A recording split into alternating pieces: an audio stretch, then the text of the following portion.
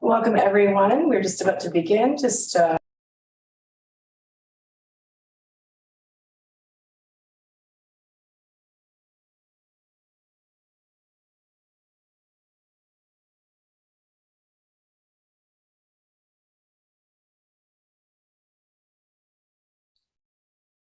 Nikki, I'm not sure if you intended to mute, but I heard half a sentence and then you muted. And we should be good to go now, I think. Yeah, I All can right, hear you now. and we just turned on the live broadcasting on YouTube, and just as we're about to be ready, the mayor will start the meeting right at 4:30 for everyone.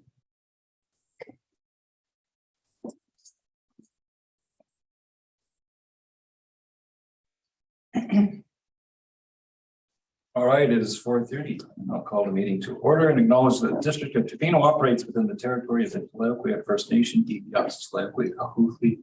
Notice to attendees that the meeting is being video recorded and will be published on the District of Tofino's YouTube channel. If there are no objections, I'll move to the unanimous consent that pursuant to section 13 of the Tofino meeting procedure bylaw number 1229/2016 is amended. The August 9th 2022 regular meeting be held electronically via Zoom and live broadcasted on the District of Tofino's YouTube channel, and that the facility provided for the public to watch and hear the meeting be located at Municipal Hall 121 3rd Street. Seeing no objections, that motion is carried. And if there are no objections to unanimous consent, I'll move that the August 9th 2022 regular council agenda be adopted. Seeing no objections, that motion is carried. And if there are no objections to unanimous consent, I'll move that items 4.1 to 4.6 of the consent agenda on a regular meeting held August 9th 2022 be approved and received. Seeing no objection, that motion is carried. Public comment on agenda items. Ms. Best, do we have any? Thank you, Mayor Law. We currently do not, but I would like to remind the public that if you would like to speak during the public comment period, you can use the Q&A function at the bottom of your Zoom window. And seeing none, I'm just going to call a second time. And seeing none. And just double checking, we don't have actually any participants in the meeting other than speakers. So I can confirm we have no comments today. Awesome. Now we have, it's a special anniversary. It's Yeah, I'm just going to grab Miss All right. Evans from our gallery. Go ahead. And you can stand here.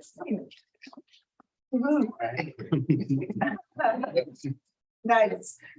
Mr. Evans, Brad, congratulations. 15 years with the district. I'm gonna read out a little history here. Okay. Brad started in 2005 and 2006, worked as a summer student. And I actually remember you working as a summer student. Yeah. And in 2007 started as a public works laborer. And then 2008 moved into a position as a utilities worker. In 2020 moved into the role as utilities lead. Brad has also filled in as acting foreman when needed. And I watched you work, Brad. I've known you for a long time. I guess I knew you as a team. You're an excellent guy then, and you are a gem and a stellar asset to this community and this organization. I've seen you out there in the night working, fixing pipes. Your knowledge of our district and infrastructure is tremendous, and you're an amazing asset. And just thanks for all your hard work. And we got great. Awesome. Thank you. Here, he's gonna come over here, everybody.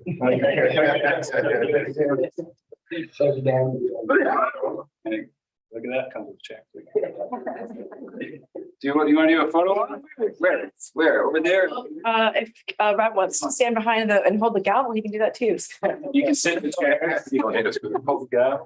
And it'd be nice to Come on, let's get comfortably so. Put it right here. If you get too impassioned for a word. Okay, well done. Thank you. 3, 2, 1. Congratulations. Perfect. Thank you. Thank you. Yeah. Thank you. Thank you, Brad. I don't think I've met you yet, by the way, Jeff. Yeah, nice meeting you. Sounds like a relative.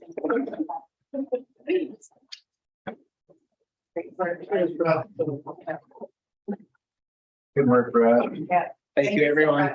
That's great. Yeah. You know,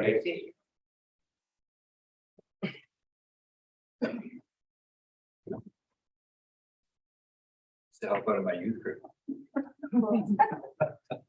Great guy.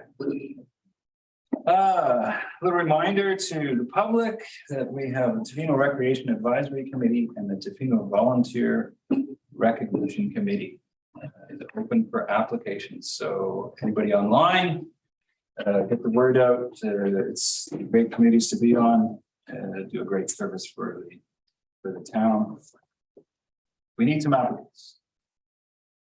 What else? I've been away for a while, but I did manage to slip in a chiefs, mayors, and district chairs meeting, and I just got to say it's wonderful to work with such excellent folks who really care about the communities and also care about the region as a whole. And this is wonderful. So I think good things are coming for the region, and I'm certainly filled with hope. That's it for me. We have no delegations. We have one correspondence. We have correspondence from Miss D. Baswick regarding subdividing property. Now I understand that there may be a chance for comment requested from our either planner, senior planner, or maybe even our director of public works at the moment.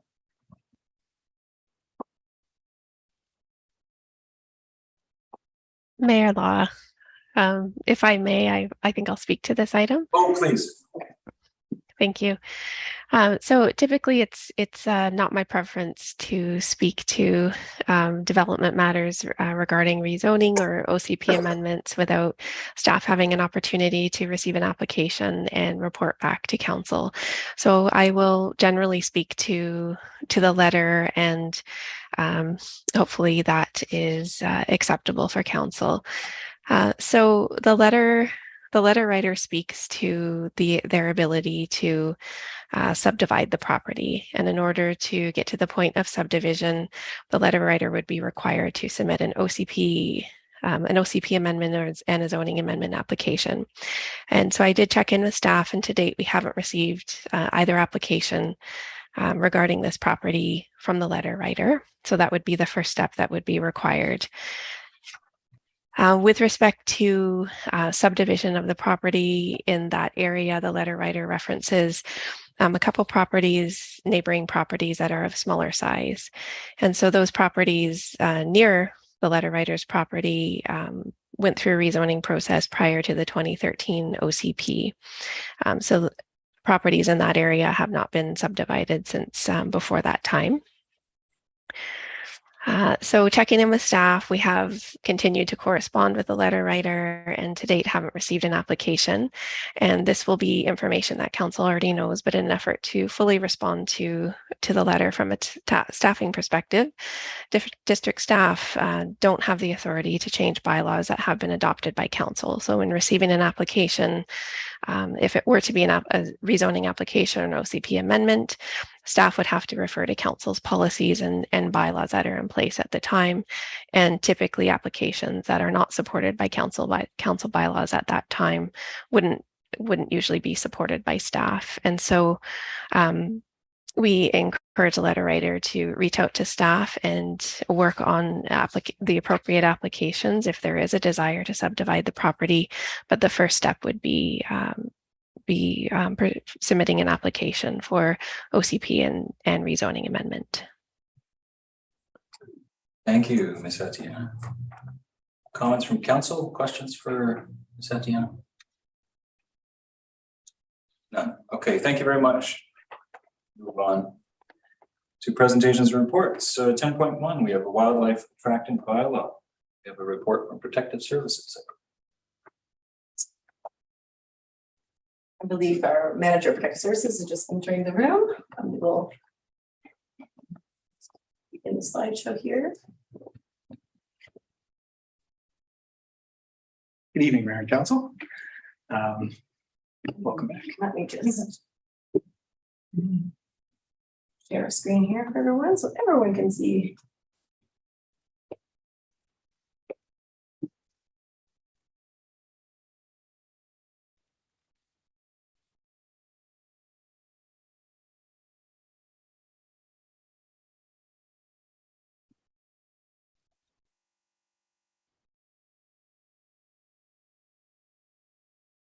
Okay, so as mentioned, we are here to discuss the wildlife attractant bylaw. And I think it's probably fairly obvious with everything we see in social media and reports that we're getting that there's definitely a need to step things up when it comes to wildlife and protection of wildlife and things that we can do as a community. And so hopefully this bylaw will attract or will speak to some of that and help us move forward with some of our management strategies. I won't be able to see the bottom bullets on there with the way things are set right now, but we should be okay. So just as a bit of a refresher, what this wildlife attractant bylaw is going to do for us is it will clearly define what the attractants are, and that's whether it's waste, refuse, food that's stored in inappropriate containers such as freezers and things like that out in people's yards, petroleum products, livestock that we may be keeping on our properties, those sorts of things. So it will clearly identify what each of those items are. It's going to outline what is appropriate times for curbside placement and removal of the refuse. So in the bylaw, which is attached as Appendix 1 there, it does outline that private homes, the containers can go out to the street anytime between 6 a.m. and 8 a.m. They can be unlocked at that time. They must be relocked again by 10 p.m. and then back in from the curb at 10 p.m. as well, too, no later than that. It's going to identify acceptable containers for curbside placement for both personal and commercial use. So for the personal use, these are the containers that will be provided by the ACRD, and we are still expecting that to take place in and around October-ish. Timeline's not completely set that I've been aware of yet, but we're still on track for that. And then when it talks about acceptable containers for commercial refuse, this is either the larger dumpsters that we see in parking lots of businesses and that sort of stuff, or even perhaps our own style of wildlife proof ones that we have throughout the municipality, that sort of thing. And it makes reference to the being lockable and those sorts of things. It will outline the acceptable storage locations and methods between collection dates. So storage locations is everything from if it's one that's provided by the ACRD, that if it's not being stored in a garage or an enclosure, will be required to be locked in place adjacent to the home and that sort of thing. From my understanding, the ACRD is providing locking mechanisms so that it can be attached to a base in its place. So that prevents the bear or other larger animal from having the opportunity to drag it away to deal with it somewhere else. So it's a bit more of a deterrent and those types of things.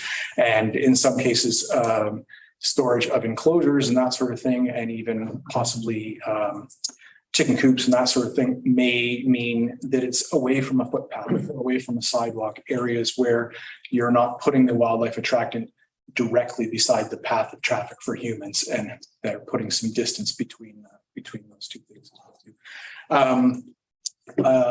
It'll identify acceptable materials for construction models and for refuse containers and enclosures when indoors is not the suitable option. Loads and loads of stories of sheds being broken into by bears, and that's just simply the construction models are just not suitable for what they're dealing with, and people have them broken into, they continue to rebuild them in the exact same fashion. So the bylaw actually provides some guidelines and some examples of what would be considered suitable to withstand those sorts of things. And then finally, outline requirements for managing other non-refuse related attractants. So that's our fruit trees, nuts, bird feeders, chicken coops, beehives, and those sorts of things.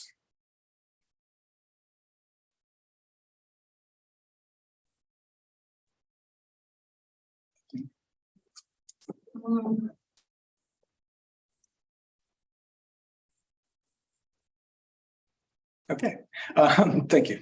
So as far as our process, what we've gone through so far is we began consultation with WildSafe BC in 2021, and that's been ongoing throughout all this time. The bylaw was first introduced to council at the June 20th Committee of the Whole meeting. It went live on the Talk Tofino page right in that same week of June 20th. Since that period, there's not been any comments through the site. People were encouraged to actually reach out to the Protective Services Department directly. We've had no comments or inquiries from anybody at this point. We've gone through sort of multiple rounds of legal review with Young Anderson, and most of the bylaw that was presented at the Committee of the Whole has remained the same. There's been some changes in and around wording, but the bulk of that has remained the same as what council saw the first time. Today, August 9th, we're looking at the first 3 readings.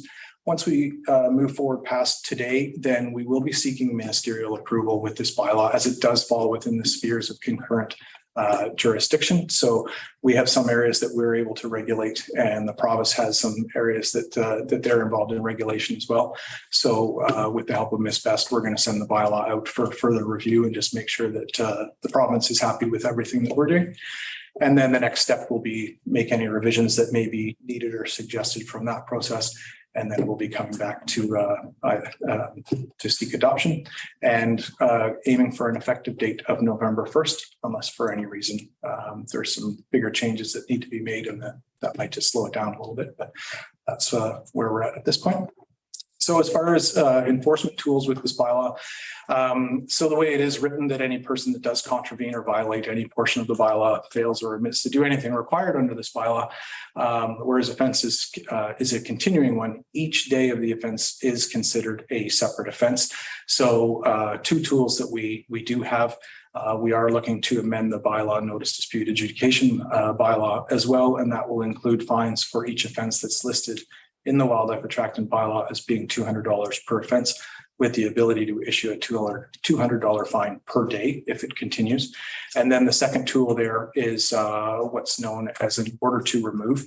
And so if we're dealing with somebody, let's just use the example of a freezer that's being used to store food. It's identified in the bylaw as a wildlife attractant.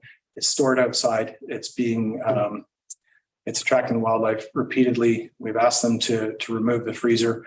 If they're not willing to comply, we can issue the order to remove directly to the owner or occupier, or have it posted on the property. It'll be a very specific timeline of what's required for the removal. They will be required to comply. And if that's not met within the timeline that is outlined within the bylaw, then staff have the authority to enter onto property to remove that item, which can then be later reclaimed by the owner. And so that works similar to the unsightly premises bylaw, goes through a similar process. So, so those are our 2 tools. And for today, for recommendations, we have 2 of them: that the District of Tofino Wildlife Attractant Bylaw number 1317/2022 be introduced and read a first, second, and third time, and the District of Tofino Bylaw Notice Enforcement and Dispute Adjudication System Amendment Bylaw 1107.18/2022 be introduced and read a first, second, and third time. Any questions? Thank you, Mr. Ray. Any questions from council? Councilor Steer. Thanks, Brent. I know the amount of work that's gone into this has been phenomenal, and I did want to give it to staff and a specific shout out, and I will have a question. Specific shout out to WellSafe BC, Bob and Marianne, whose work without it, this probably would not have happened. And so with that in mind, at some point, I'd like to see the WellSafe BC program continue, and we do have been giving council grants historically. But at some point, I'd like to have a discussion during the budget process to see if it can be a line item in the budget. It is something that needs to be funded continually so that they can plan, and we know how crucial that program is to this community. So that being said, and also just with this bylaw, just as an example, if District of Tofino and council chooses to pursue Bear Smart community status, which I think we all would like to do, this bylaw attractant is one component of that status. So this is a critical part of that there. And of course, the education component of this is going to be a critical component, as we know, and I think we've talked and are well aware of that. My one question is, and funny enough, because as you know, I have all the smorgasbord. I have the chickens, I have the bees, I have everything. So, but one of the in looking over at the fine section, there was hens attracting wildlife, and I didn't understand. Like, and I was talking to Bob just a few days ago, and I didn't understand what hens attracting wildlife 10K on the chart. What that meant, and it's the same for bees attracting wildlife. How that was defined? Yeah, so that is so in the fee structure there, it's shortened to that. So what that comes down to is hens kept in a way that may attract wildlife, and so this, I think, is the best thing that I could suggest right now would be putting a chicken coop right beside a sidewalk or a walking path, where we know that hens and that are a wildlife attractant, but in order to best manage them and minimize the chance for that interaction and the conflict, we move them to an area that is a little bit further away so that people continue to use the sidewalk. The hens can still exist there, managed with the electric fencing and that as laid out in the bylaw, but we're reducing that chance for the potential conflict there. Okay, and that probably falls out. Again, the second part was hens and coops. Hens, coops, or pens accessible. So I think that probably comes out the same. There was two different things. Thank you. Appreciate all the work on this one. Councillor Dick. Yeah, I concur, and I especially like reading that report from Crystal. That's Ellen. Yeah, it was I thought very well written and very informative.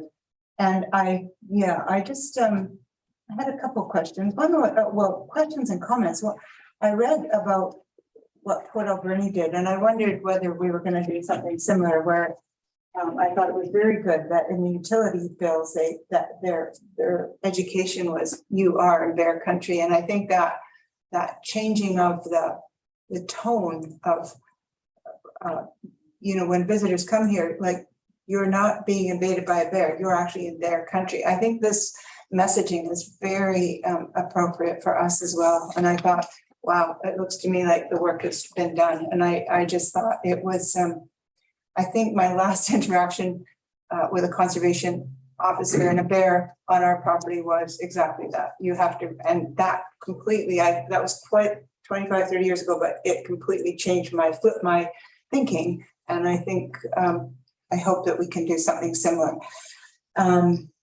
The other one that when I was reading that was Port Hardy, where they said that they gave people 1 year from the enactment of the bylaw. Are we going to do something similar, or is the day that we enact the bylaw the day that the fines come into place, or is there a lag time, or is this the time that people have to get what they need to get their affairs in order? It's a great question. So the ultimate goal with anything bylaw related is voluntary compliance. So our first step is never to issue a fine to somebody. So the fines will be in place effective November 1st when the bylaw is adopted, but there are many steps that will come before that. So if somebody was to report an incident or something brought us to a property, there would be an investigation of, first we would take the information from the report, look up what the specifics of the bylaw are to see what may be happening, what's applicable, but then we would go and do the investigation and speaking with the individuals and learning what's going on. The next step after that is to make the suggestions on how things can be improved and how they should be done to be in compliance with the bylaw and provide that education and the opportunity. I think just showing up and issuing a fine is not something that we do almost ever, unless it's some other type of blatant parking and things like that. Those are different, where you're not just going to keep warning somebody for each individual spot around town, but 100% education and giving that time. And we need to work with people. It's going to go a lot more smoothly than if we just go out and start ticketing people for something that's brand new. Right. I thought you were going to say that, but I just wanted to make sure. Yeah, absolutely. No, I think that's good for other people to be aware of as well. And the way that, one of the ways, of course, is utility bills. And I thought that was a really good idea. I think there's everybody, this taxpayer. I do think we're gonna have to work with Tourism Tofino to get the same message across, as I'm sure you're well aware. But my other question was in relation, and because it was such a long report, I may have not got all my information correct, but I read, it was on page 96 about the garbage bylaw. And it says all residential and commercial garbage must be stored securely within the principal building, accessory building, or animal-proof enclosure. So is that is now part of, in other words, the two are married together. We have this wildlife attractant, but we previously said in this garbage bylaw 1070, am I correct that this is how you store your garbage, this is what you do, and now we're adding a couple of layers to. So I think there's going to be some amendments that are required to certain pieces, because that now with the containers that are being supplied by the ACRD and the mechanisms for being able to affix them to the ground and those sorts of things, there are ways that based on this bylaw that things can be stored in a suitable way that may not necessarily be in the house, in the garage, those are the primary dwelling. So there'll be some changes, but it will still apply that they will have to be affixed to the property so that they can't be dragged down the street where a bear could spend all day trying to get it open, or it will be in the suitable wildlife or the garbage enclosure, or it will still remain within the primary residence. So, yeah. And lastly, just to follow up on that is, so will we give any incentives to people to get these? I mean, we have a garbage bin that is double, which we bought in the United States. Yeah, I think it was $1,500 US. So are we, if they're not stored in the principal or accessory building as it states, then are we going to offer any incentives to people? Are we expecting them to do this on their own time? Which I'm okay either way. I just was wondering if we were going to incentivize this program or not. Yeah. Well, I think for starters, the ACRD providing all the refuse containers for curbside pickup, that's one piece that the general person's not going to have to go out and buy one that's going to be a bit more suitable and that can be attached to the ground mat, because that piece will be provided. If you have a residence that requires much larger of a space than, or to contain your garbage refuse, then you will be required to spend the money and come up with something that's more suitable for what the household happens to be producing. And last, if I may, that I've raised this before, but this concern for me is that we're going to go, I mean, in the report, the Sort and Go report, it talks about weekly, but tangential with this bylaw, and are we also still going with the bi-weekly garbage pickup in the fall? Is it November we go to every other week of garbage pickup, which means this is even more important, or have we got that? Do we know whether that's? It's bi-weekly. It will be bi-weekly. Yep, that's my understanding. So this will be even more important if that's the case. Yep. Thank you. That should coincide as well with a reduction in the wildlife being in the area, the active wildlife being in the area, but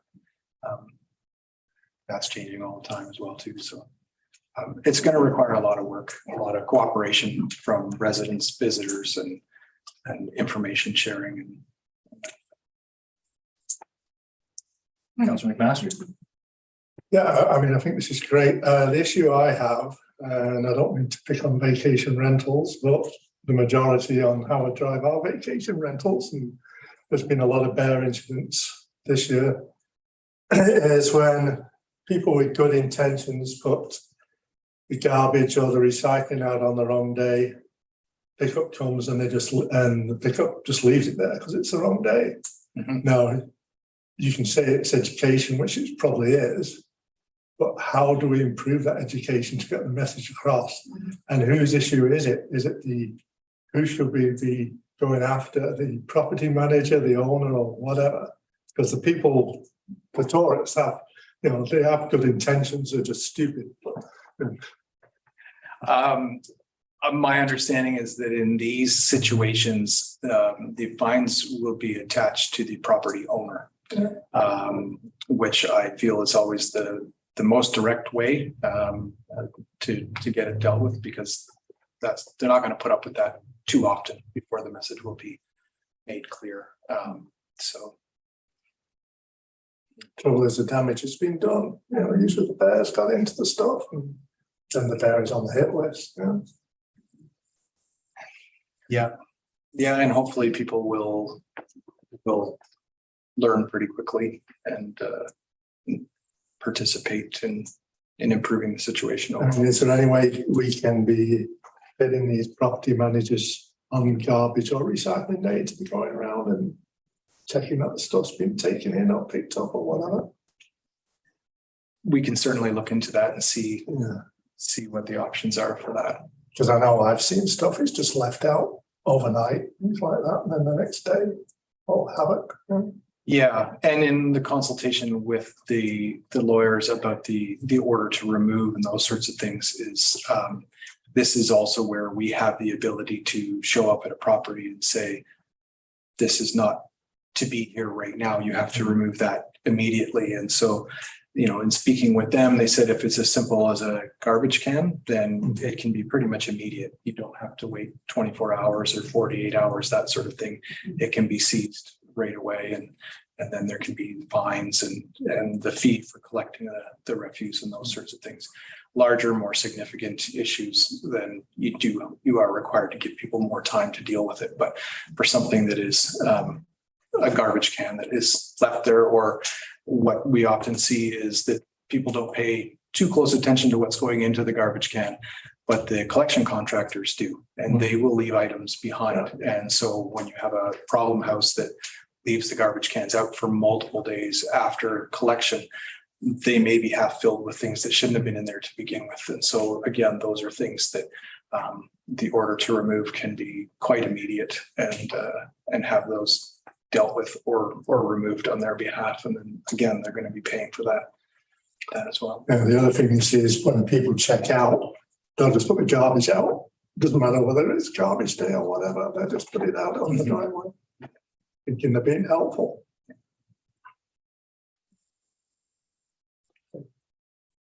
Is best you to comment? Yes, I just wanted to add to the conversation regarding the ACRD sort and go rollout. There is a Talk Tofino page that's live right now that has timelines, information, infographics, and everything related to the ACRD's program. We've just supported that by echoing it on our Talk Tofino page. Super. Thank you. The council, do you have another comment? No, I was just gonna read the recommendation, but No, I haven't got any comments. Yeah, Okay, so I'm saying actually, I thank you very much for this. It's very thorough. I do have a couple of points of critique. Okay. One actually, Councillor Steer already mentioned is kind of the vague language about bees and beehives are kept in such a manner as not to attract dangerous wildlife. I think it's in there 3 times. And for me, that is, it's kind of a vague idea in such a way as to not attract wildlife. What does that mean? And I think that for me, in this case, it's vague enough that it would be hard to enforce. You know, is it a subjective? Is it after the wildlife is already that you would say that attracted a wildlife, or beforehand where you would say, well, this is going to attract wildlife? You know what I mean? It seems to me that it's vague enough that it would be unclear and hard to enforce. So personally, I really like the idea of the enclosed, like the very specific language of electric fencing. It has to have electric fence. We know that works. And it's easy to enforce.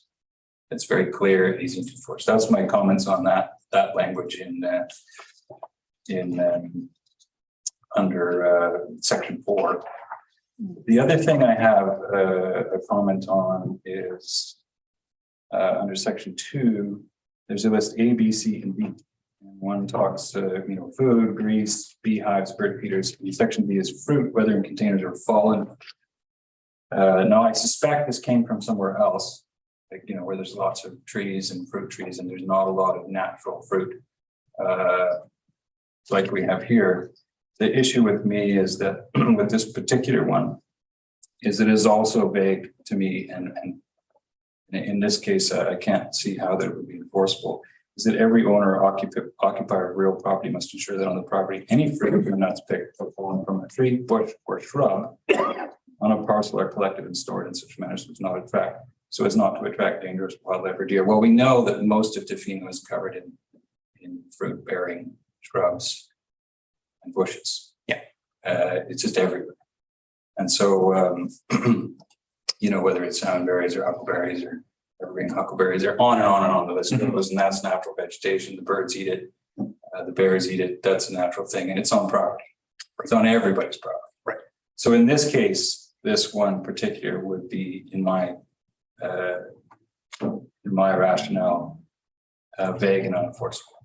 Besides that, it does say in the report that I believe it specifically talks about fruit as not having been a problem noted. So for me, I would prefer either that's clarified or it's simply, you know, fruit trees and done, as opposed to fruit bushes and shrubs. That would be my and I think my underlying principle again is that I'd like to see bylaws that are very clear and very enforceable. So that there's a vague, you know, a reasonably vague aspect to it. But I'm not sure how that goes if we go 1, 2, 3. That's my opinion. I could look to council. Councillor Steer, Councillor Anderson. I think Councillor Anderson first. Oh, speaking to your point, I think you could easily separate it just by specifying domesticated or agricultural fruit-bearing plants. Or to say other than non-indigenous.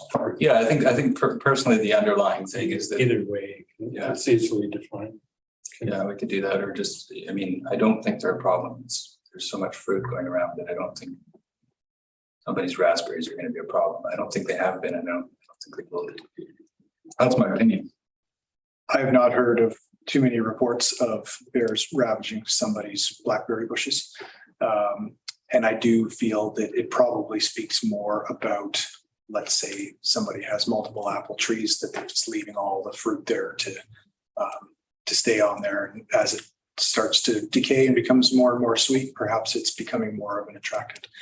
I certainly lived in a place that had lots of walnut trees, and there'd be 20 to 30 bears that would come every night while the walnuts were falling off the trees, not in this location. But so I definitely think it's more intention towards those sorts of fruit trees that people might be planting to, you know, to gather the fruit from, as opposed to what's sort of growing everywhere around here. But yeah, we can look into the language in there. Absolutely.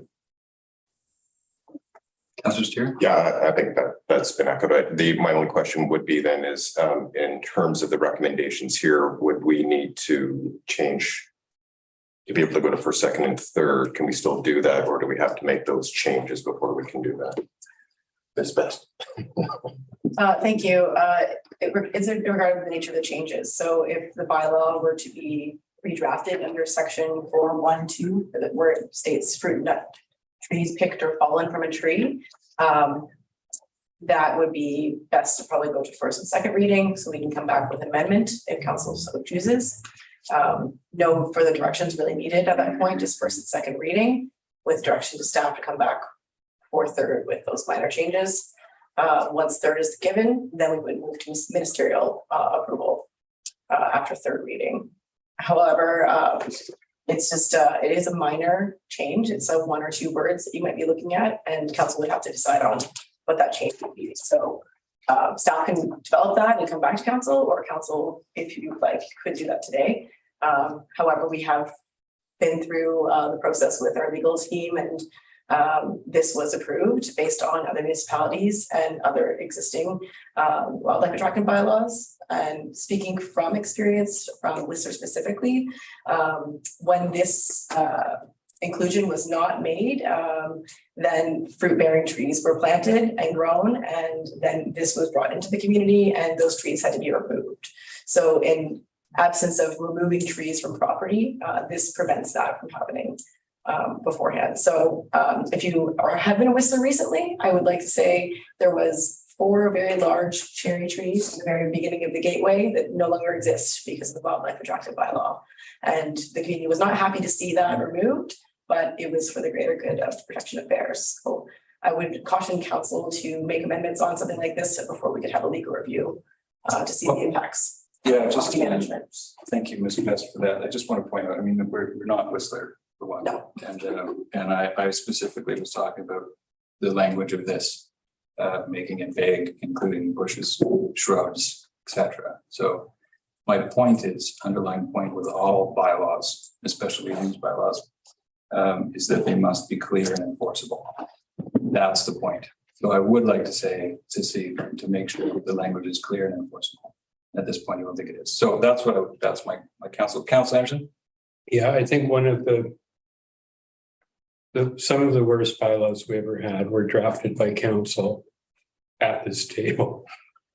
And our job is to direct staff to maybe bring back amendments or something, so it can be vetted by legal and et cetera, and go through that process. So I'm certainly not in favor of wording the bylaw here, but I don't mind doing it first and second reading, and then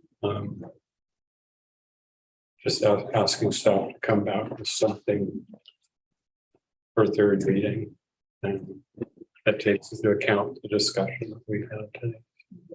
If I may. Yes.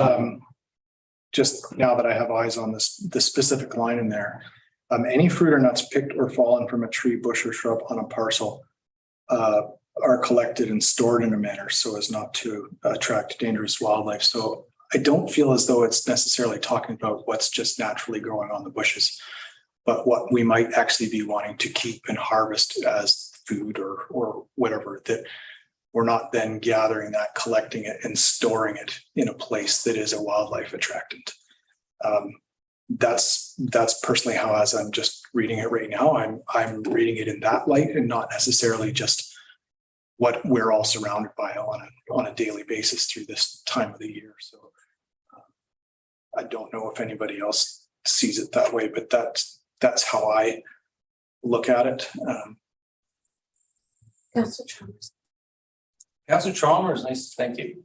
Thank you. I had actually read it the same way that Chief Baker had just brought it up. I hadn't found it vague at all until you brought that up, Dan. So for me personally, I'm comfortable with the wording as is, but if I'm happy also if council would prefer to come back at second reading. But when I read it through, I read it just exactly what Chief Baker just said.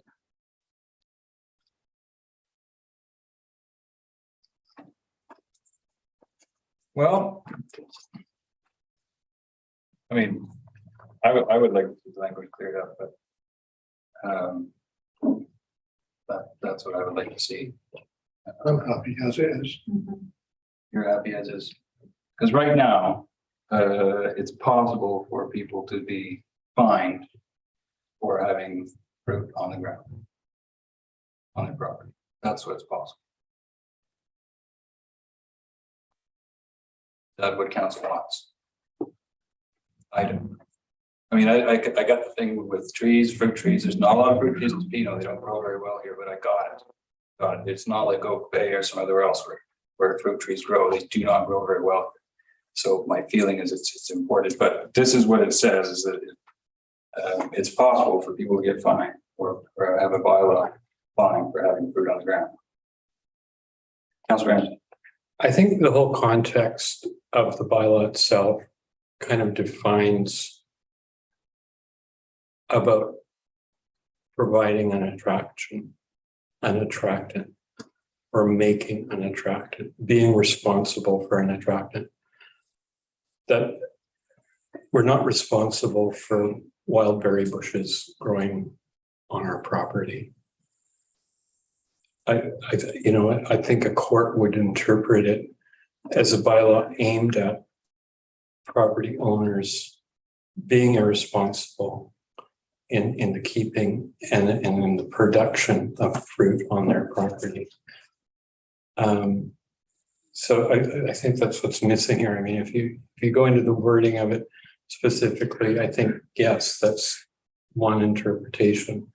if you took it in the whole context of aiming towards not providing further attractants. I think that's it, that the bylaw covers it the way it is. So I think it requires that sort of that common sense interpretation as well. So Oh, sorry, Ms. Etienne. Thank you, Your Worship. Maybe I'll just speak a little bit to the practicality of interpreting the bylaw on the ground. And I think Chief Baker spoke to this a little bit. I think the intent here is to bring forward a bylaw and identify circumstances where enforcement would have the ability, bylaw enforcement would have the ability to enforce on a property that becomes quite problematic with respect to the areas mentioned. So if there is a property that is attracting wildlife, my expectation is that staff would visit the site, determine what the issues were, and work with the homeowner to educate and inform and make sure that those attractants are no longer in place, so that the property is sort of safe from wildlife in the area, and the neighborhood is somewhat not attracting wildlife. So I believe that if that property would continue to be a problem, if we were to take fruit trees or the other language around bees, if there were an issue there, we would expect the homeowner to work with enforcement to make sure that the attractants wouldn't continue. I wouldn't foresee a situation where, and we haven't in the community that I'm aware of, where there are, one or two fruit trees on a property and those are attracting wildlife. I think this is to try and solve issues where we are seeing significant wildlife and be able to enforce on that. So Chief Baker, I don't know if you wanted to add to that because you are a bit closer to what does happen on the ground. And if I misspoke there at all, please clarify. Thank you. No, I think you're very accurate with that. Again, these are the first steps, as we were speaking of earlier, is being able to interact with the property owners or the occupiers and really work with them. And we're only one of the resources that does that. WildSafe BC's interacting with people constantly about how to better manage their attractants. And I hear lots of positive comments coming out of those interactions and people learning a lot from it and really engaging in the process.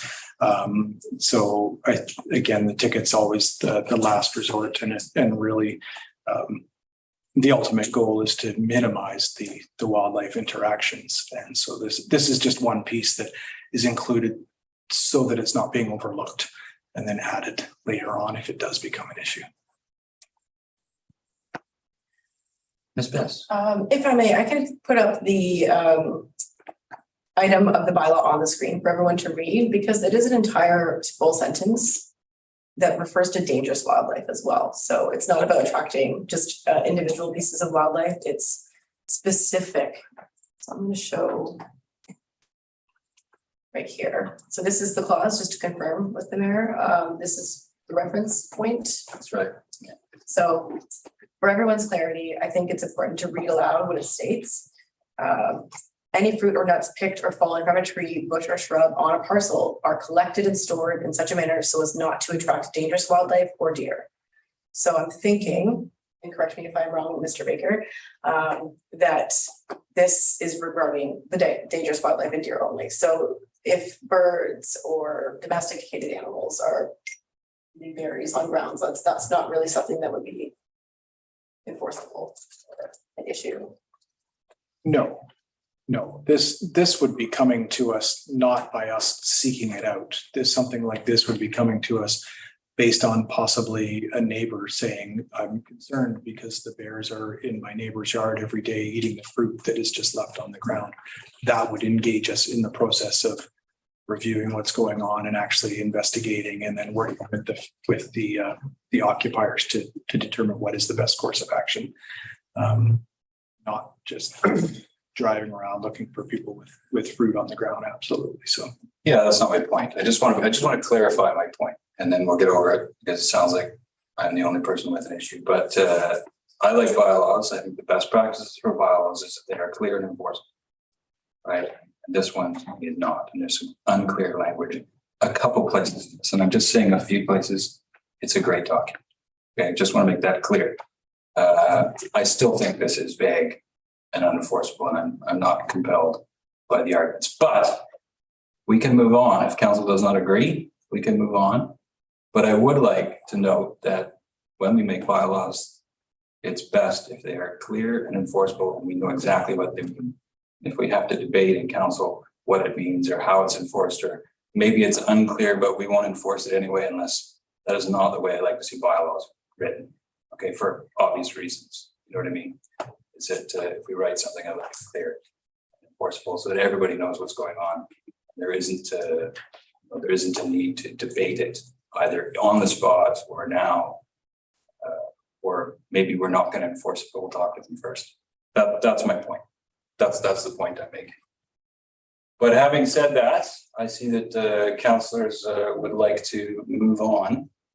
Councillor Dick? Yeah, I'd like to make the recommendation and then put it to the vote, because I think we've waited so long for this, and I would hate for some very, very small piece that's already been vetted by the lawyers to hold us up, and so shall I read the recommendation? Yep. And go from there. So we recommend that the District of Tofino Wildlife Attractive Bylaw number 1317/2022 be introduced and read a first, second, and third time. Second.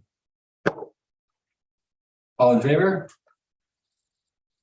And that the district, And that the District of Tofino Bylaw Notice Enforcement and Dispute Adjudication System Amendment Bylaw number 1107.818-2022 be introduced and read a first, second, and third time.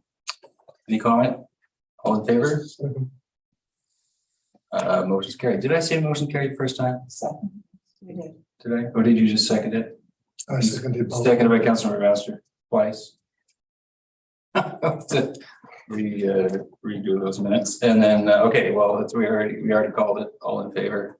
Yes. None opposed. Motion carried. Thank you. And Chief Baker, I do want to point out that the document's good. It's excellent. I just want to point those a couple of things out. So just. I appreciate that. I'm open to it all. So thank you.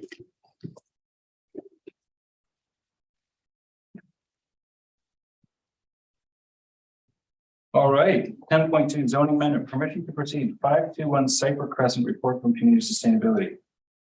We have a report. Mr. Thick. Good afternoon, Mayor and Council. I have a brief presentation. Actually, I have two presentations to do this afternoon. I think we're starting with zoning amendments.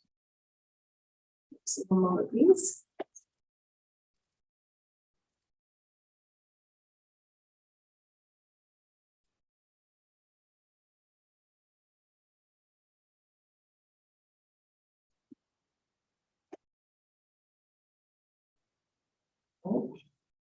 Just one moment, please. Let's solve that up here.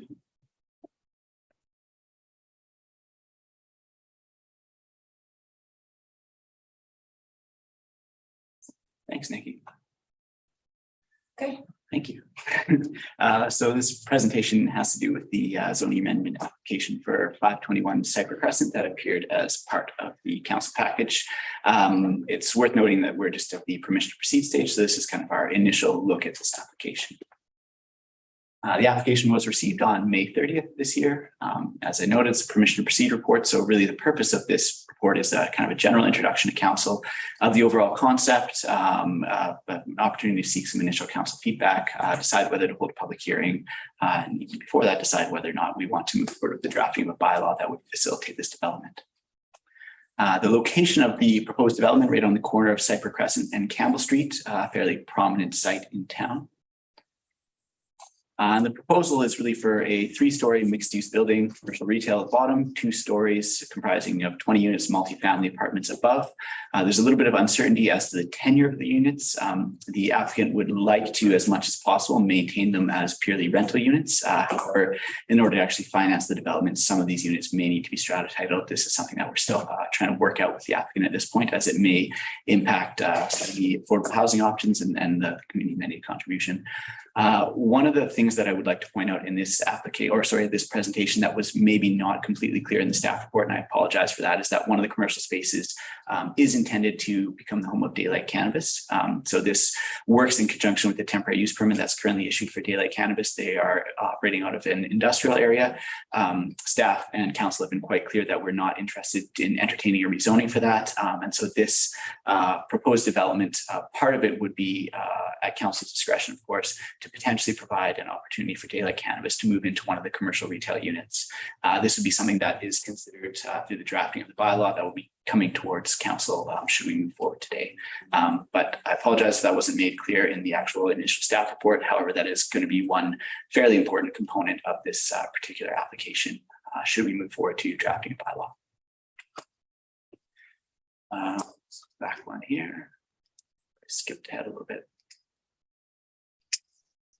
So a quick look at some of the policy. Basically, we're largely aligned with the vision to action, the official community plan, housing needs assessment, land use demand study, MMTP. This is outlined, I believe, in Appendix 2 of the staff report. The zoning will be changed significantly. We'll be looking to accommodate the proposed development. This will include the addition of commercial uses and a significant increase in residential density, as well as height restrictions, setbacks, those kinds of things, parking in conjunction with the development and the additional density. Clearing of the site will be required.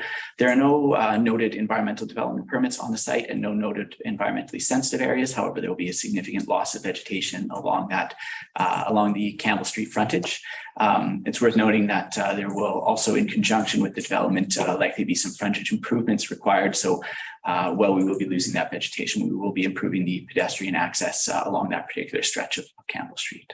The other thing that's worth noting is that this will be a significant change of character for the site. So there will be impacts to the residential neighborhood further up Cypher Crescent, as well as it's worth noting that we're also in the process of considering another multifamily residential development kind of on the other end of Crescent, or other end of Cypher Crescent, pardon me. So there is a bit of, there's kind of 2 higher density developments that are being considered, one on either end of Cypher Crescent at this moment in time. Whether or not they move forward, whether or not they're constructed, we're not sure at this moment in time, but they are significant proposals and fairly serious proposals, I would say, as well. It is worth noting that there's sort of a perceived foreign precedent nearby the Lucky building, which is sort of a mixed use, I believe it's a 2-story building with a nice curved top on it. It has a commercial on the lower floor as well as residential above. And then the Wilson building, which is kind of across the street, which has a number of commercial uses, retail as well as restaurants on the bottom floor, and then a few residences above as well. Some of the planning considerations that staff have identified at this point, number 1, form and character. I noted this briefly, but this is within the gateway development permit area. So following a successful rezoning and prior to a building permit, the applicant will be required to obtain a gateway development permit. These are issued by council. There are form and character guidelines. Staff had a kind of a brief look at the guidelines with respect to the proposed design. Again, understanding this is a permission to proceed step in the process, so the design may change. One of the things that staff note initially is that within the Gateway DPA guidelines, there's somewhat of a desire for buildings to be, 2.5 stories. 3 stories isn't really noted. 2 to 2.5 stories is kind of supported within those guidelines. These are just guidelines, so they're not hard and fast rules. So if there's something that council wants to support, then that's not a deal breaker. However, it's worth noting that right now in the rezoning, what we're considering is mostly use and density. It's mostly land use decisions. It's nice that we have the development permit area there to take a little bit of a closer look, specifically at form and character at a later date, should the rezoning be successful. And it's also worth noting that because we grant these particular zoning rights, it doesn't necessarily mean that a particular design may be approved by council, particularly if that design does not line up with some of the guidelines within the Gateway Development Permit area. So I say that not to say that the proposed design is going to be the final design, or that it's a design that can't be supported, or any of those kinds of things. Just some information for council to be aware of, and the applicant, if they're listening, should the application continue to move forward. Housing. Something that we talk about a lot. This particular development is in an area that's identified for more dense housing. It's in a fairly walkable area of the town, and may provide some useful smaller size housing for current community members. There's an ongoing discussion of affordability with the applicant at this point. We haven't quite figured things out. Again, this may be related to the tenure, may be related to how they want to approach community amenity contribution, but we would likely be looking for some measure of affordability to be built into the development, whether it's for specific units or for the development as a whole. And these discussions, as noted, are ongoing. Traffic access and parking. So we will be looking for a traffic impact assessment, as I'm sure council is well aware, particularly in the summertime. We're about a block away from the four-way stop at 4th and Campbell, which tends to get backed up and can cause a little bit of traffic confusion in that area, along with the lack of pedestrian and clear parking amenities along that stretch of Campbell. So we will be looking for traffic impact assessments. This will also be heavily weighted towards, kind of MOTI preferences and what they might like to see as well, as they have significant jurisdiction over that particular section of the road of Campbell Street. Right now, parking is proposed at 21 stalls total. There's the off-street parking stalls, so there'd be 1 stall per unit of housing, and then they actually only have 1 stall for the actual commercial units. Staff are in support of that, as noted in the actual staff report. There's a few policies within the OCP that kind of lend us to supporting denser housing. It's a similar discussion to the one that we've had with the project at 535 Campbell, I believe, but it's the one that I've mentioned earlier, fronting on Gibson Street at the other end of Cypher Crescent. So how do we approach parking in these particular locations when we are supportive of the density, but it's challenging to sometimes fit the parking that may be desired on those sites. And so there's a bit of a trade-off there that needs to be considered. As noted, staff are in support of the proposed parking plan outlined in the staff report.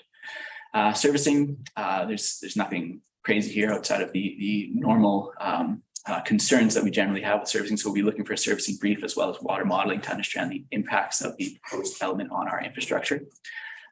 Environment, again, no major concerns as there are no environmental development permit areas or environmentally sensitive areas noted on the property, but there will be some significant clearing required. I did have a quick walk around the site and included a few photos in the staff report.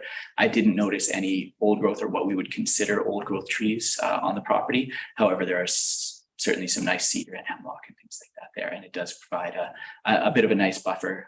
However, if we are looking to improve that pedestrian infrastructure along there, we would be looking to remove. Likely, it would be all for this development would be all of that vegetation would be removed and replaced, hopefully, with some sort of pedestrian friendly infrastructure, as well as some other landscaping that will likely be determined at a bit of a later point in the development should we keep moving forward. And then the community amenities contribution discussions are ongoing. Public hearing. At this point, staff are recommending that holding a public hearing is appropriate. The proposal is a fairly significant change for that location, as well as for the surrounding neighborhood, the entrance to Tofino, and it may be appropriate to hold a public hearing in this case. It is worth noting, though, that if council does not feel that a public hearing is necessary for this particular application, the application is in line with the OCP, so not holding a public hearing is another option should council choose that. And if there's any questions or comments, I'm happy to speak to them. Thank you, Mr. Thick. Okay, looking at council. Questions, comments for Mr. Thick? Councillor Anderson, Councillor Steer. I think there's as the OCP states and much of our visioning and policy documents, that the density and uses are supported. I don't know if I'd say strongly supported on the density side, but supported anyways. So I'm leaning towards being in favor of permission to proceed. I think a lot of the discussion and the work that we'll need to do is on the form and character. So I see some issues around the design and in the massing of it. And I think there are architectural solutions that we've seen in the past that break that up a little bit. You can vary roof heights, you can vary set the individual units, the way they're set back, they can be staggered a bit. Sloping roofs can reduce the massing, especially if they're sloped towards the street. That was with the Campbell House, the 3-story building on the back across the alley from the police station, the Wilson building, Cedar building. Those kind of things were all considered when that height was granted. So that the council actually, and this was without the benefit of having a design review panel at the time, council specifically stated that some of the slope roofs were a good idea. And at that time, preserving that village character of Tofino was more of an issue than maybe it is today in the general public. But I see this as being quite this design, and I realize it's going to change, and it might not be the final design as being quite generic, and for our downtown, especially in the entrance to it, I'd like to see some of that character of Tofino kind of represented in the building styles and types of architecture that are finally granted. I am aware that there's been quite a change in just taste in general, and a more modern, square, boxy building is more in line with more current tastes, but so I think some of the questions around these particular larger buildings are going to be about how does Tofino want to be? Do we want to be just any place that's just kind of growing, or do we want to have some character and feel, and how buildings work sort of together? I guess this is questions. You can do comments on this. My question was, let's do comments as well. To what extent does the design review panel have some guidelines that address some of those things that I'm talking about? And when this does go through that part of the process? Yeah, certainly I can speak to that. I'd say in general, if possible, it's nice to get things as lined up as we can through the rezoning process. So these comments, I'm sure, are very useful. They're useful to me as a staff person. I can carry these back to the applicant. But it also helps the applicant out a little bit so that they don't get through the rezoning with one picture of what they want to do in their head and come to the development permit and kind of get shot down a few times and have to go through a number of redesigns and things like that, which can be somewhat onerous. What I would note, though, is at least from a legal perspective, council has a little bit more leeway through a rezoning process than we do through a development permit process. Development permits tend to mimic things like building permits or subdivisions a little bit more, in that if somebody submits a development permit application that meets the guidelines in every way, council has less discretionary authority to deny something in that case. We've already kind of granted them the development rights, and as long as they're kind of following our design guidelines, there's a lot more pressure on council to issue that particular development permit. Council can't say, I don't like this design because I personally don't like it. Council has to refer to the particular guidelines within the development permits area guidelines in order to find a reason to refuse the actual development permits, and then they can say to the applicant, well, we don't feel that your design meets this guideline within our development permit area for the gateway development permit area. However, again, there's still a large amount of leeway there for council. If the applicant comes forward with a design after rezoning that just doesn't meet what council wants to see at all, council can again reject that development permit. However, the rejection has to be with reference to the guidelines, as noted. So at this point, while staff are slightly less concerned about the overall form and character, at least at this point in the rezoning process, because we have this development permit area that impacts form and character at a later time. All these comments are most welcome and help both staff and the applicant streamline the application so that if it does continue to find support at the end of the day, it becomes an easier process for everyone. Thanks. I think that's a good point. I'm just going to interject for the rest of council. If you have, I think what I've heard you say, Mr. Thick, is that if you have comments on form and character, now is the good time. Yeah, certainly. I mean, typically with zoning, sorry, through the mayor for all councillors, typically with zoning, we try to focus mostly on use and density and stay away from specific designs. But as we're doing more and more site specific designs, and as this is a fairly prominent site, it's not out of order to make comments around design. Not because that's something that we're going to incorporate into the specific zone, but because the applicant is likely going to do a significant amount of work around design upfront, so that they have a not only something that can be supported through the zoning and supported through the design review panel, but also works for them on their end. So comments are welcome. Thank you, Mr. Go ahead, Councillor Stewart. Great. Thank you, Peter. I support pretty much everything Councillor Anderson in terms of the form and character, and thank you for the clerk on the rezoning. Is there is where we can have a little bit more influence, is if I were to read that correctly at this point in time. And so I concur with Councillor Anderson that this will be, a significant change to the area, and most specifically to we should be looking at that aesthetic and form. I am very supportive of moving this forward, the permission to proceed stage. So that's a given. In light of that, what I always like about your reports are that you identify many of the issues that we know, and that always I have my list here, and then you go and identify them in your report. So they work very well in terms of affordability, and one of the others is a servicing brief, and I note once again that in terms of things like water and our understanding of where we're at with water, that we always have the ability to refuse at the building permit stage.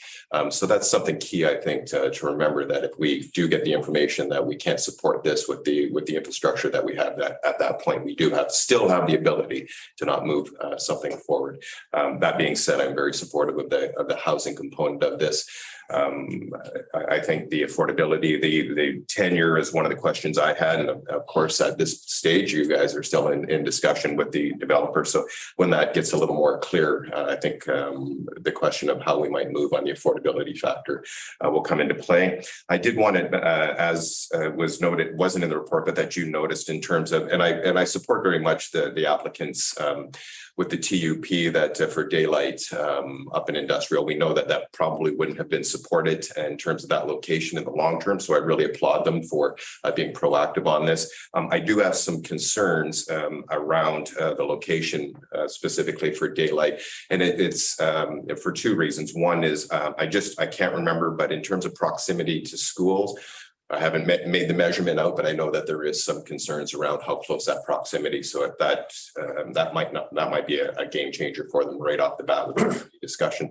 The second part for me is to have that as a prominent storefront on the main entrance. I am problematic.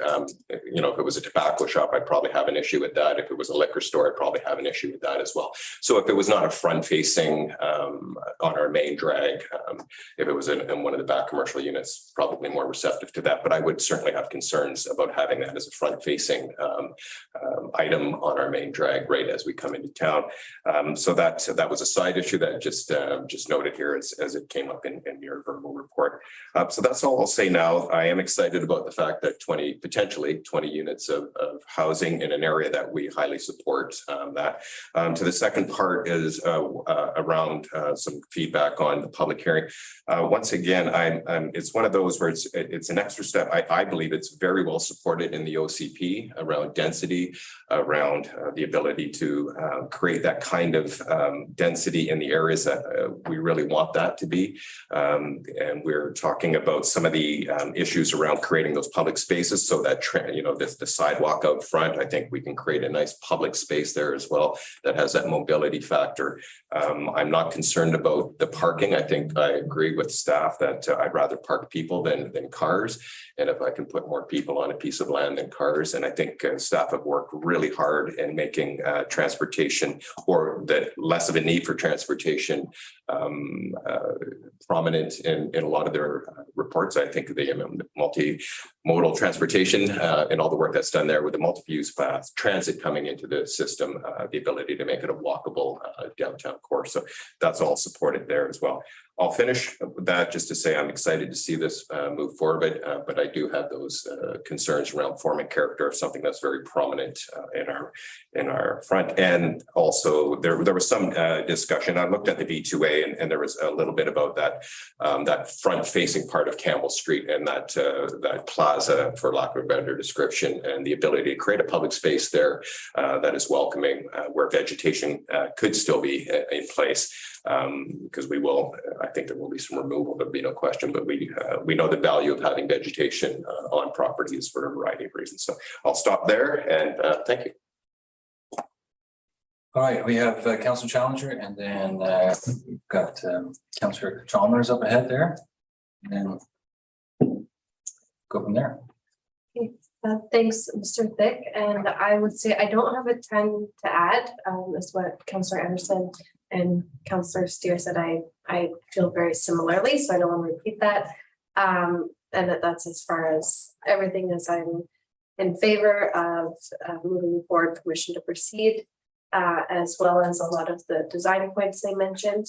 I will note that this, I guess, could be considered in design too, that I'm also in favor of having those kind of limited parking stalls, but especially when other ways of transportation are actively encouraged in the design. So of course there will be the improved frontage with sidewalks and probably a lane for a bicycle, but also to have bicycle racks or bicycle stalls within the design of the building, I think would be a really great addition too. So I'll add that point, but otherwise, all my points have already been said, so I'll let the conversation continue.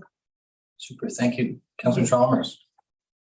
Oh, did you have a comment there, Mr. Thick? No.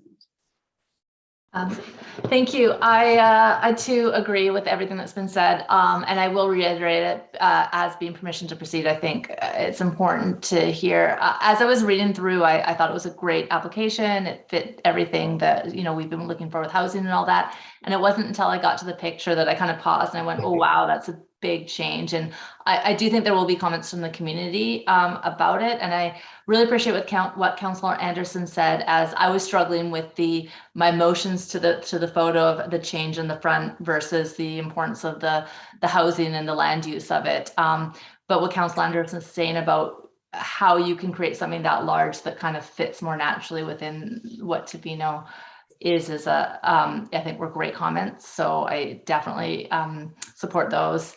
And for that reason, I do think that a public hearing would be a good way to go, because I think even just giving people a voice and the ability to voice something that will impact sort of that entry to our community, it would be really important. So at this point, I'm supportive for both of those things.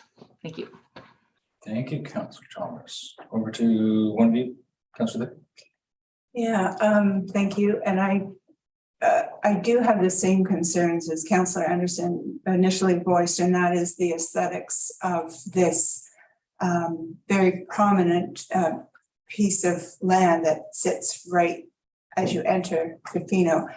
That's perhaps my main issue with this, and it's a bit more of an intangible. So for me, the density of 20 units is for me 10 too many. I would rather to see just one level above as a maximum. I can't help but say, when you come into another city like Victoria or Nanaimo and you're confronted with Uptown, I know this is different, but it's a very large building that sort of impacts you. And you come into Nanaimo and there's just one shopping mall after another, and it just, you know, you are entering Tofino, a town of 2,500 people that is in a world-class biosphere, only one of 650 in the world. I mean, it's an incredibly special place. And for me, it just feels like that big square building with 20 units and 10 underneath, it's an affront to my senses. That's how I feel when I look at the picture. I'm just being completely honest with that. And to me, it's incongruent with what it is that Tofino has been built on and is all about, and what it is we're trying to do. We just went through this whole wildlife attractant bylaw. You know, we're trying to live with nature. We're trying to, you know, all of these things. So for me, the density of those units at that particular intersection, the aesthetics of that seems incongruent to what we as a town have been trying to do, and especially for the years that we spent discussing the gateway with Dorothy Bart here on council, and the number of times that I was given to side with her because the need to kind of break up these parcels of land. And so I'm just saying the aesthetics and the density are problematic for me on this one. The other problem issue for me is the parking. And when I think 21 stalls, I hear what others are saying. I look at that corner now every day and I think, wow, you know, I know it's all higgledy-piggledy and jammed up with cars, but we were very, very careful after the mistakes that were made at Cedar Corner, if I may say so. We were very careful with basic goodness that we had, I think it's 7 parking spots there. And we also had a delivery entrance driveway there. We also changed Malin Lane, the direction of Malin Lane, to accommodate what was happening at the building with, the swoopy roof. So we did a lot of things to accommodate previous mistakes. And now I feel like with only 21 stalls, you know, we do live at the end of the road. And I don't know about you, but every single person I know here has a car. So I don't know why we think personally that we should only have 21 when we've got 10 commercial units. Where are the people who come to those stores going to park? I don't know. It doesn't say so in the report. That's my question. The last point that I wanted to make was the amenity contribution, which I also have some difficulty with. And I wonder how that was calculated. I understand if we're talking about affordable housing, I guess with about 100 units on the books right now of affordable housing, plus or minus, I'm just wondering, do we really need to consider this? What I would like to consider as a councillor sitting in this position is just the need to contribute to recreation in this town. We have 12 feet of rain a year. We are going to lose potentially 1 school field.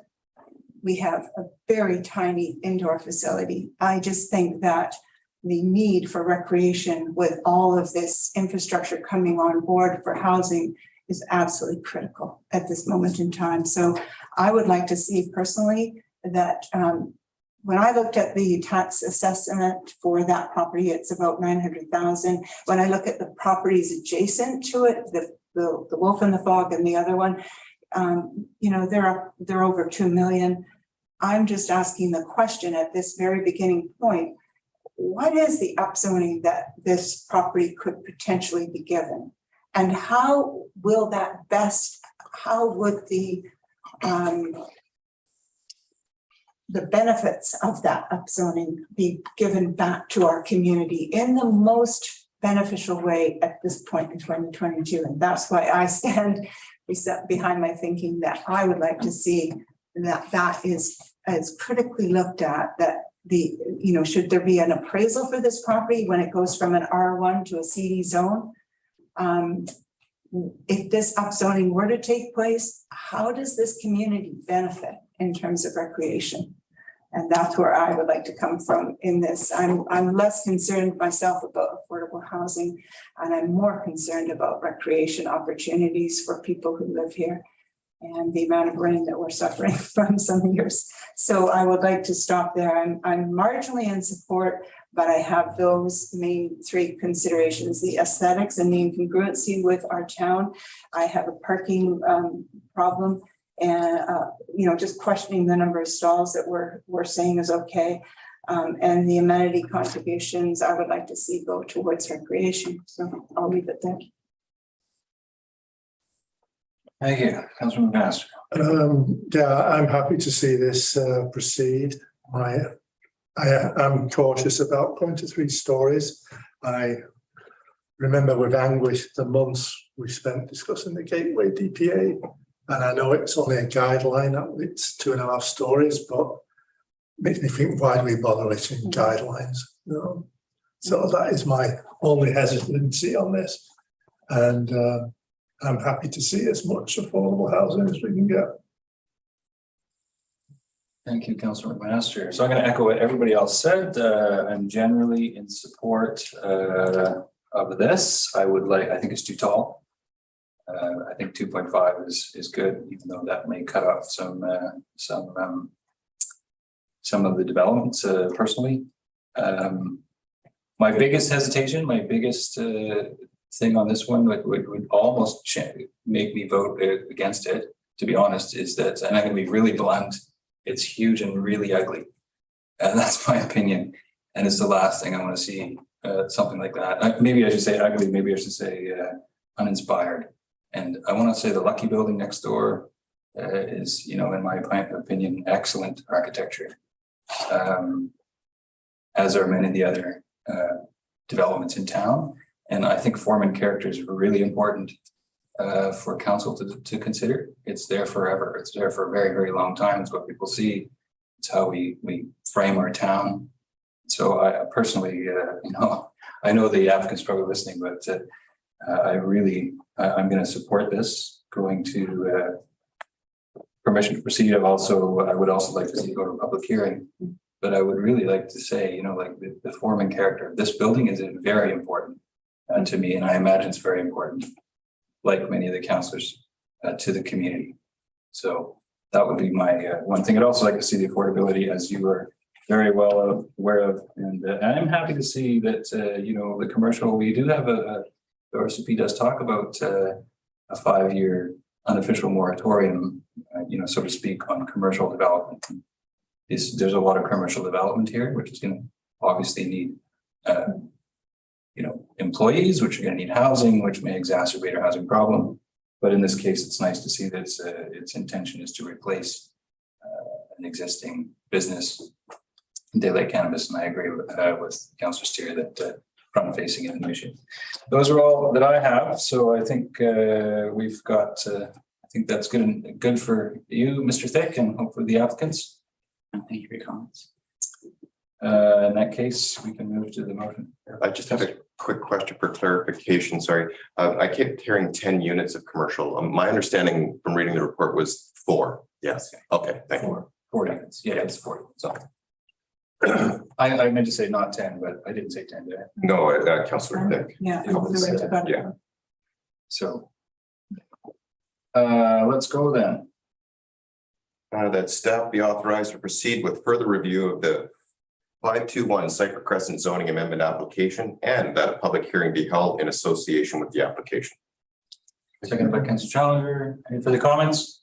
All in favor? Thank you, Mr. Dick. Okay, we have a housekeeping bylaw here. Zoning bylaw housekeeping minutes 10.3. We have actually amendment here. Well, you have actually a report, Mr. Dick. If you want to hear it. Sorry. I do want to hear it, but mostly I want to hear the amendment. But anyway, you carry on. You're patient. Short and sweet, so I'll try and keep it.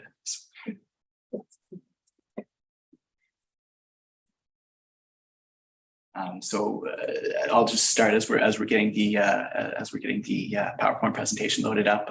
This is again a reiteration. There's some more lengthy conversation during permission to proceed for this particular zoning bylaw amendment. It's more of a housekeeping amendment, so it doesn't apply to any specific location in the district, and is intended primarily to add a little bit of clarity to certain definitions and other aspects of the zoning bylaw. So it was first discussed on June 14th of this year. Since that time, we've put together an actual bylaw. We've spoken with several strata organizations, and when we notified the public that a public hearing was not going to be held in conjunction with this particular bylaw. So there's limited policy relevance. However, there's some support in the OCP and vision to action for small businesses, environmental protections, clarity bylaws, and then some other things that are related to some of the changes that we're considering. The proposed changes include adding home occupations for particular multifamily zones. The two that we will be adding them to are the Gateway development and the Tla-o-qui-aht development. Within the staff report, I only discussed the Tla-o-qui-aht development. However, since the agenda was released, the Gateway Strata organization got in contact with staff and noted that they were also in support of the changes and would like to have them added. So that's where the amended motion comes into play, which I'll have on the next slide. Clarification of definition of coverage. We kind of have two definitions for coverage right now, and they can be a little bit confusing often for home designers and others working in the district. So we're looking to clarify that. Clarifying single family dwelling. So the intent is maintained that a single family dwelling is intended to be a single family dwelling and not a purpose-built staff accommodation in an otherwise residential neighborhood. Also clarification for the parking required for short-term rentals.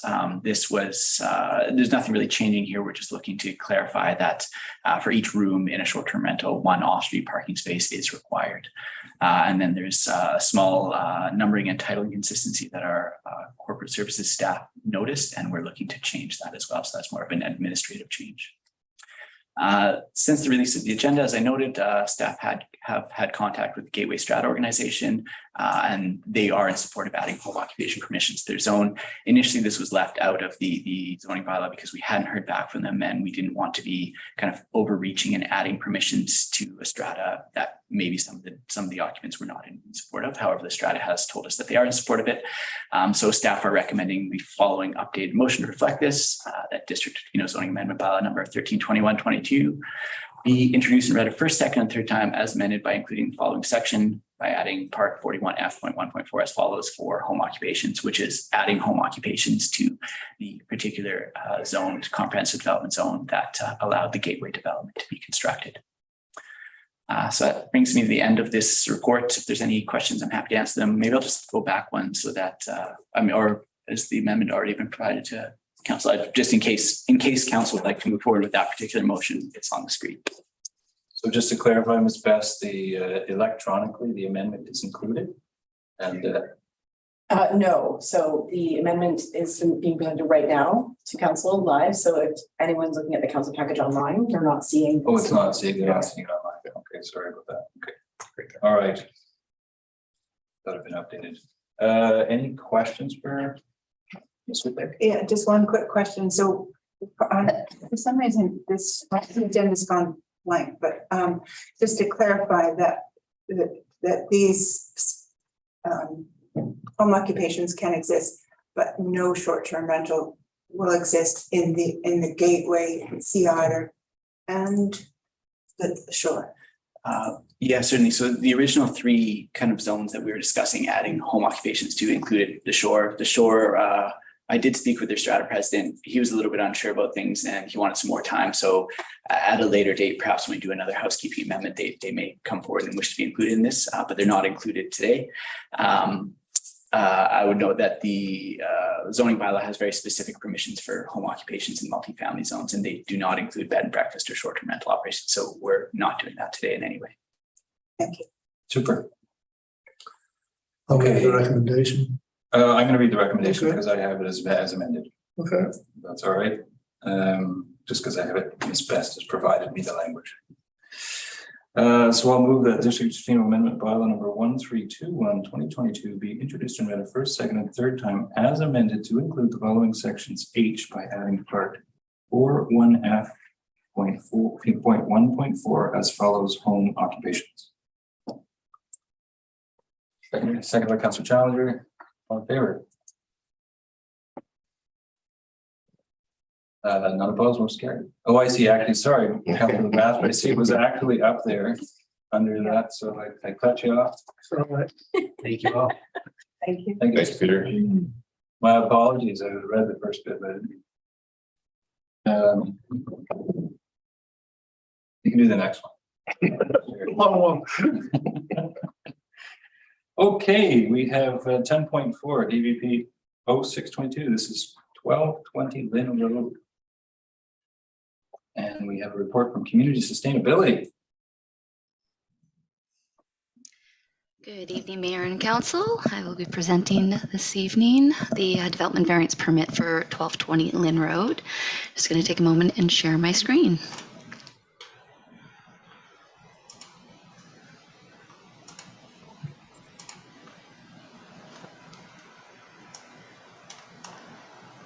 Okay, so everyone should be looking at the PowerPoint presentation for 1220 Lynn Road. So just as a bit of context, a little overview in terms of our statutory authority for a development variance permit. So it comes from Section 498 of the Local Government Act, which grants the district the ability to issue a development variance permit for provision in the zoning bylaw. It does exclude variances for use and density of a property, matters relating to rental tenure, as well as floodplain specifications. So it does apply in this case. Again, it's just a tool for local governments to allow development that doesn't necessarily conform to the zoning bylaw, knowing that the bylaw is not perfect, and so it gives us the ability to accommodate challenging circumstances. Just particulars about the permit. We may issue more than one land use permit for an area of land. The land must be developed in strictly in accordance with the permits issued. And then as well, a building permit, a development variance permit is binding on the local government as well as the holder of the permit. So the subject property today, as I mentioned, was 1220 Lynn Road. This property is located within the Chesterman Beach neighborhood. It is zoned RA1, which is an acreage residential property. It is located within the Wildlife Habitat Development Permit area, as well as within the OCP designation for the Peninsula Land Use Area. So the proposal today is to permit parking for 2 vehicles within the front and side yard setback. So you can see on the diagram there is a little yellow square that is showing the 2 vehicles. So this is the area in question. So the proposal has been brought forward because there is already a previously cleared area. So the property is currently undeveloped. There is a proposal to put a single family dwelling as well as a caretaker property on site. So I put a little yellow car there to show where the parking spot would be located within the garage of the caretaker property that meets the zoning bylaw provisions of having the 1 parking space. So the additional 2 that are located within the front and side yard setback there would be supplemental to the requirements by our bylaw. So in total, there would be 3 spots for residential parking. This sort of shows the area as it stands today. So evaluation highlights would include, the consideration that it does increase the off-street parking that is available to residents. So as I mentioned, there is only a requirement by our bylaw to provide 1 parking space. And so by providing the additional 2, they are creating more opportunities for residents to park off-street versus depending on that on-street parking. The proposal generally aligns with the OCP framework and overall guiding principles while as it relates to maintaining vegetation and rural character, etc. We did include a permit condition, and that is to ensure that landscape screening is maintained. So this sort of shows as it stands now, it would be this hedging will be maintained as well as the screening between the neighboring property. And we've chosen not to include a security, as there is a security element that is incorporated in the development permit process. And so the landscaping provisions will be managed through the development permit that is required for the wildlife habitat development permit area. Public notice was distributed for this application within a 60-meter radius, and I just received 1 letter of response in support. And I did not confirm whether council had received that letter. It was sent to corporate services this afternoon. And so there was, it was just a general letter that stated that they were in support, but they wanted to ensure that the landscape screening was to be maintained. And noted that there is a significant amount of parking within the front yard setback along that street, and would like council's consideration of maybe relaxing that bylaw, which is not up for discussion today. So the recommendation is to approve the development variance permit as presented, and I invite any questions or comments. Thank you, Ms. Patterson. Now we're going to questions or comments for Ms. Patterson, but can we keep it fairly short? Thanks. Yep. Councillor Ashley. Just a question around this is being proposed as something that would save vegetation on the lot, but that we really don't have any sort of mechanism to know that that vegetation won't be removed once the variance is approved. Property could change owners, someone else could get it, they could just take the vegetation out. And I'm just thinking about probably I would probably support this, but going forward, we are looking at significant tree bylaw that would preserve, vegetation. So I'm just wondering, I'd like to see if a proponent is coming forward and saying, I want to preserve vegetation, I want to keep trees up, there's no guarantee that they're going to do that. And I wouldn't mind seeing a mechanism going along with these type of proposals that actually gave us some assurance that vegetation would not be removed. So I'm just putting that out there for now.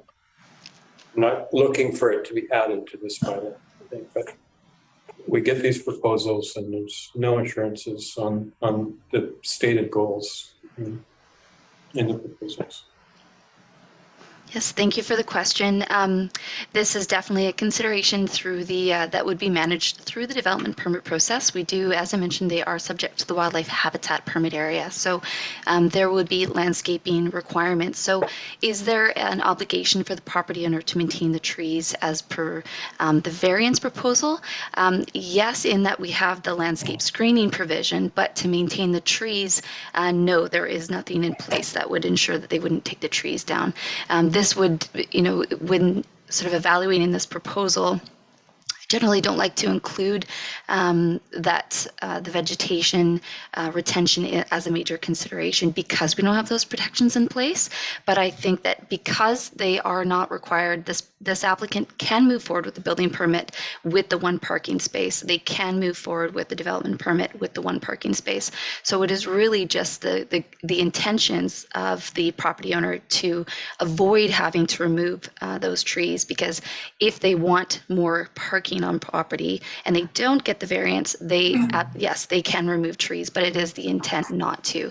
And so through the development permit, if they apply with a landscaping plan that incorporates retention of those large trees, then they would be bound by the development permit and the security that is associated with that permit to retain those trees. And so at this time, because there's no protective measures in place with the significant tree bylaw, there would be, it would just be the security that would be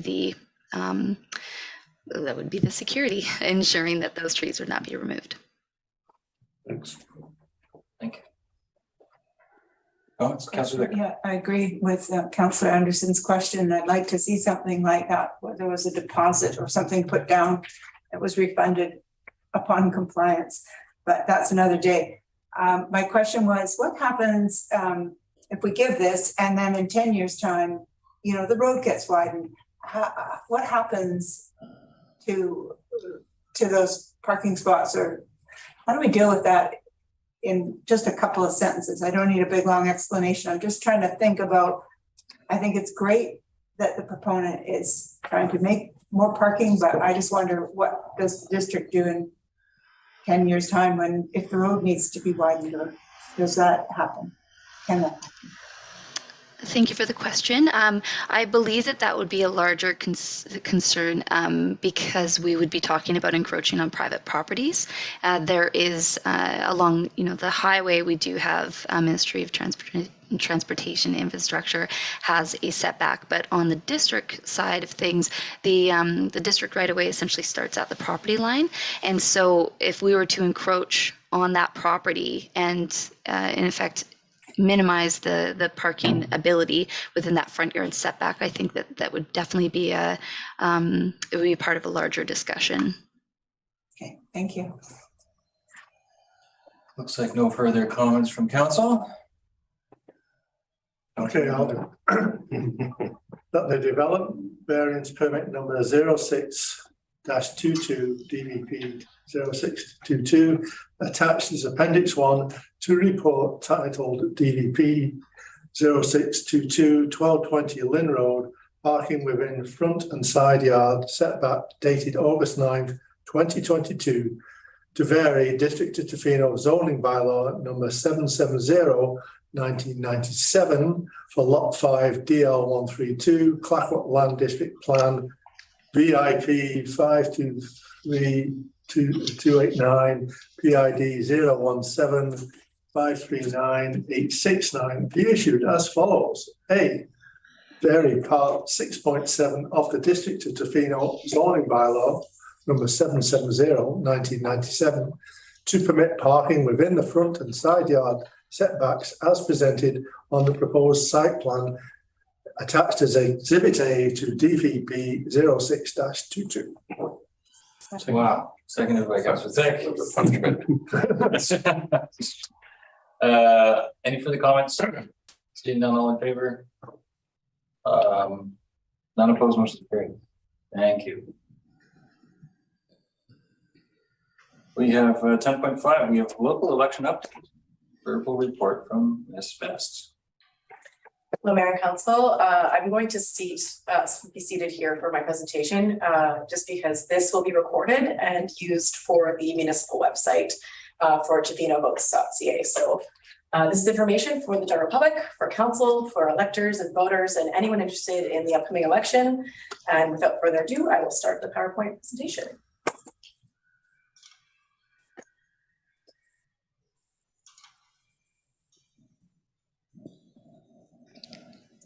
Okay, so moving into the 22 general local election update. Myself, Nikki Best, I am the Chief Election Officer. As you may know, I was appointed many months ago. Our Deputy Chief Election Officer is Jamie Larson, who is the Legislative Services Coordinator, formerly known as the Confidential Secretary role. So the two of us have been working diligently along with our Communications Coordinator, Sarah Gray, to build this great resource and tool for our TofinoVotes.ca website. So as everyone may or may not be aware, in 2022, we have our general local election where Tofino will be voting for 1 mayor, 6 councillors, and 1 school trustee for School District 70. 1 advanced voting day will take place on Wednesday, October 5th, and mail ballot voting will also be available in our community. The key dates of note for this presentation are regarding the nomination packages. That's where we currently are. Nomination packages for candidates are available for pickup today and available all the way until August 30th. And between August 30th and September 9th is when the nomination packages will be received by the Chief Election Officer, myself, or Deputy Chief Election Officer, Jamie Larson. Moving forward, we then have the declaration of candidates on September 9th. And September 13th at 4:00 p.m. is the nomination challenge deadline. Should anyone in the public like to challenge nomination of a potential candidate. September 16th at 4:00 p.m. nomination documents are due to the CEO, and the deadline to withdraw your nomination is also the same date. And then on September 17th, the campaign period begins. September 19th moves us into declaration of election by voting. There will be an official notice released by the Chief Election Officer, myself, stating who is on the ballot. And that will be officially reported to Civic Info BC as well as Election BC. And then September 20th to 26th is when the mail ballot request and issuing period will begin. And more details will be released on our website closer to the date once we have confirmed who will be on the ballot. And then October 5th is the advanced voting day, and October 15th is the general election day. October 19th is the declaration of official election results, but we do try to have preliminary results on the night of October 15th. So all of these key dates are available on our tofino.ca website, which I would also like to cover today as well. Tofinovotes.ca has all of the following information: key dates, as mentioned, general and municipal information, as well as past election information if people are interested in knowing who ran in previous elections. We also have candidate-specific information, which is about nomination packages, the candidate information session, which is going to be held next week on August 16th, between 5 and 7 p.m. It's held during the same time as a council meeting. So we're hoping that that will incentivize people to attend. But there's also videos and materials from Elections BC available, and then a great list of frequently asked questions for anyone considering running for office. And then we also have a big section on the website for the electors, which is also another way of saying voters. We have an online voter guide, which is the first thing, that's one of the first times we've had here in Tofino. We've also got information on how to register to vote, as well as a frequently asked questions list as well. These frequently asked questions will be updated as we proceed. And just for council today, if questions are received from council regarding the election, I will not be answering them today. I will capture them and then place the answers on the website, just for procedural administrative fairness for any person considering running for office, so everyone gets the same information at the exact same time. So without further ado, I would like to show you our exciting website.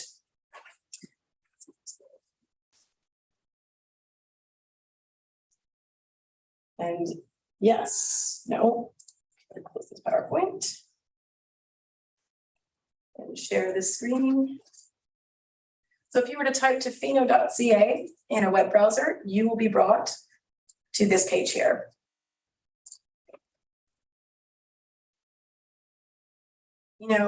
Votes.ca. And here we go.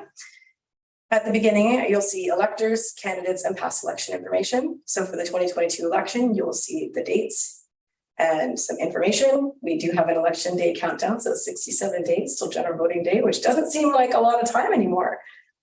And moving forward, we have bylaws, policies, and resources here, drop down, available for everything. And moving further down, we have key dates, nomination period, and all the other dates that I have just listed off in the previous slides in PowerPoint.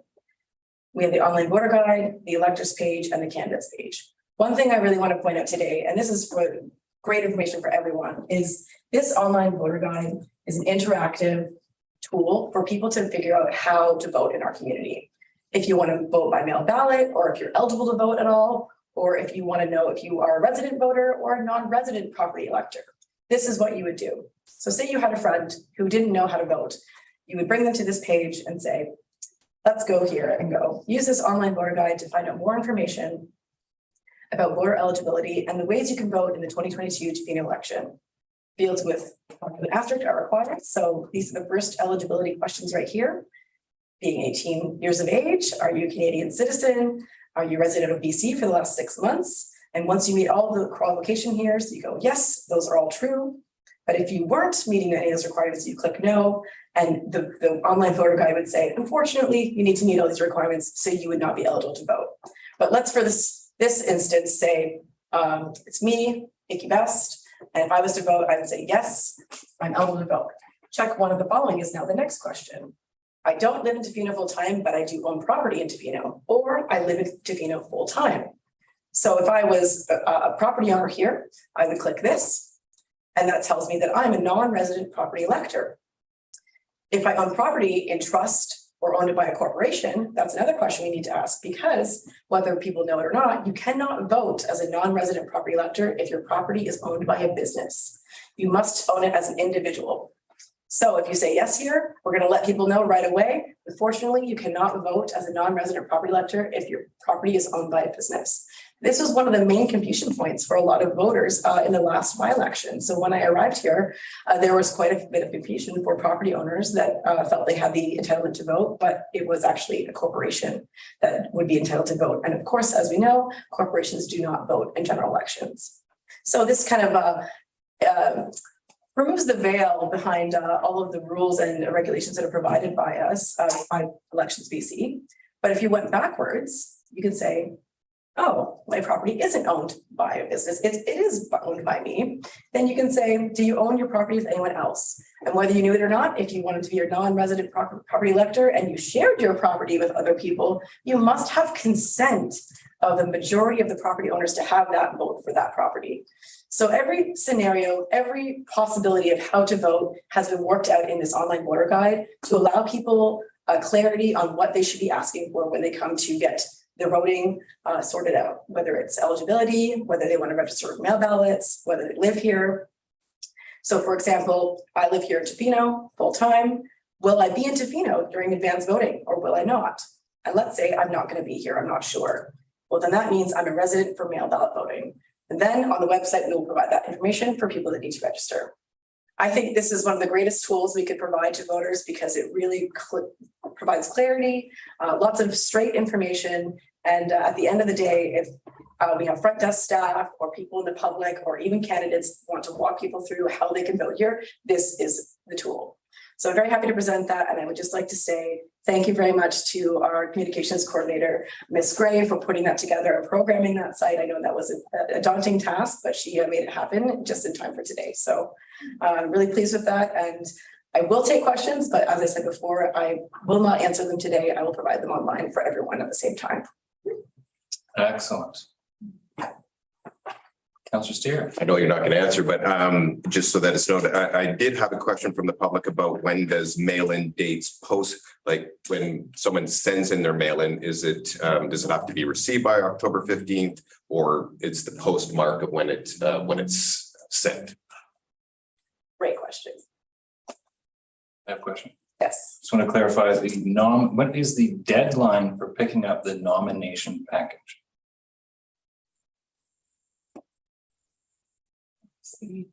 Now, I will say some of those answers are already on our website under the FAQ period questions. So if you have a look yourself, you will find those answers. Super.